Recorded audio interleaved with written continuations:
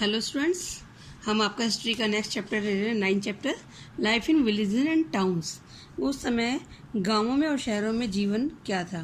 The use of iron tools and improved method led to the increase in agriculture and trade, internal overseas trade routes open up. तो जो iron tools का use होने लगा और improve method use हुए हर एक चीज़ में, agriculture में, तो उसने व्यापार को जो है बढ़ा दिया। इंटरनल भी और ओवरसीज यानी कि समुद्र पार भी जो है रास्ते खुल गए हमारे। This period also witness the development of a large number of new arts and crafts. This developments gave rise to the growth of many new towns. तो जो ग्रोथ थी आर्ट और क्राफ्ट में, इसने नए टाउन्स को की ग्रोथ को जन्म दिया। People were now able to engage in many other occupations. लोग और दूसरे कामों में भी लगने लगे खेती के अलावा। During the later Vedic age the first kingdoms come up, villages develop and there was a growth in the number of cities. नए नए शहर बसने लगे। These included capitals of the kingdoms and other important cities. बहुत सारी Capitals हुई kingdoms की और दूसरे महत्वपूर्ण शहरों का बसावट हुई। हायर एग्रीकल्चर प्रोड्यूस, जो एग्रीकल्चर का प्रोडक्शन है वो ज़्यादा होने लगा। Agriculture production greatly enhanced because of extensive use of new iron tools. नए आयरन टूल्स आ गए, उनकी मदद से कृषि और विकास हो गया। It became possible to produce more than the same land. Also, more land was brought under cultivation, which gave rise to the further increased iron implements such as the axe and sickle.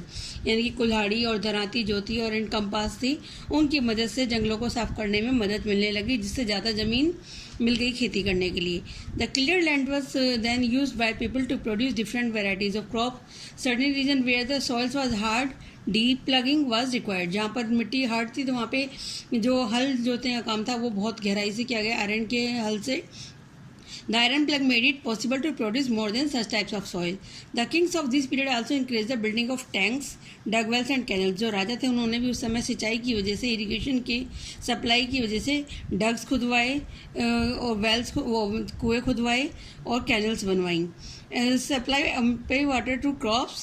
In this way, the first in North India and then in the South, there was a tremendous increase in the production of crops. पहले north India में और फिर south India में लगातार production बढ़ गया। Growth of crafts, अब craft की ग्रोथ कैसे होती है। During this period arts and craft also flourish. Most of the residential establishment had potters, weavers, dyers, metal worker, carpenter, blacksmith, goldsmith, garland makers, basket maker और many other craftsman. ये सारे कारपेंट जो काम थे crafts के, ये होने लगे। पोटर्स थे, weavers, dyer, metal worker, carpenter, blacksmith, goldsmith और गार्लैंड मेकर्स सब। When new towns come up, most craftsman migrated from village to the town. जब शहर बस गए तो लोग गाँव छोड़कर शहरों में आ गए। और क्लॉथ मेकिंग और सिल्क वीविंग जो थी और डाइंग जो थी, ये सबसे पॉपुलर हो गया। कपड़े बनाने का काम, सिल्क बुनने का काम और उनको डाई करके अलग अलग कलर में वो करना पॉपुलर था। माइंडिंग, आइवरी कार्विंग और बीड मेकिंग जो थे, ये भी हाईली पॉपुलर ऑक्यूपेशन थे। बीड मेकिंग इंडस्ट्री जो थी वो साउथ इंडिया में बहुत ज़्यादा फैल गई। वाराणसी और मदुरई जो थे वो इम्पोर्टेंट सेंटर थे क्लॉथ मैन्युफैक्चर के लिए। ओरेयूर जो था वो फेमस सेंटर था क्लॉथ्स को डाई करने के लिए। Craft and trade, the growth of agriculture led to the growth of the other occupation which were related to the trade. अब जब नया सामान बनने लगा तो वो व्यापार में भी यूज होने लगा। और टाउन्स जो थे वहाँ पर प्रोडक्शन जो था फूड क्रॉप्स का वो भी बढ़ गया था। तो people the chance to engage in variety of other crafts. तो लोगों के पास चांस हो गया था कि वो और दूसरे क्राफ्ट्स में लग सके।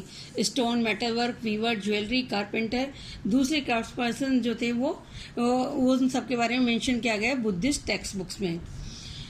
Various objects made by them like sculpture, coins, burnt brick, iron tools, pottery, ईंटें पकाई जाने लगी थी। आयरन टूल्स जो थे वो अच्छे बनने लगे थे। जो मिट्टी के बर्तन थे वो भी इम्प्रूव हो गए थे। स्कल्पचर और कॉइन्स भी बनने लगे थे। तो ये सब जो थी उस समय हमारे जब एग्जीबिशन की गई है, खुदाई की गई है, तब मिले हैं, तो पता चलता है कि ये सब क्राफ्ट शुरू हो गया था। To carry out their business in a more organized manner, craftspeople and merchants worked together in group of the guilds known as श्रेणीज। जो craftspeople थे और जो merchants थे वो एक ग्रुप में काम करते थे, जिनको श्रेणीज बोलते थे। जो merchants होते थे उनके पास पैसा होता था, तो वो उस पैसे का यूज़ लोगों को ट्रेनिंग देने के लिए करते थे, ताकि वो नए सामान बनाकर उनको दे सकें ट्रेड के लिए, व्यापार के लिए। श्रेणीज of craftspeople provided raw material and distributed finished products. Raw material उनको प्रोवाइड कराते थे और जो उनके माल तैयार हो जाता था उसको बेचते थे। They also provided training in different crafts. The shrenis of merchants organize trade. और जो श्रेणीज थे, ये जो व्यापारी होते थे, ये ही सारे जो ट्रेड को ऑर्गेनाइज करते थे। Increase in trade, increase in agriculture production and the growth of the craft give rise to the material being in surplus supply.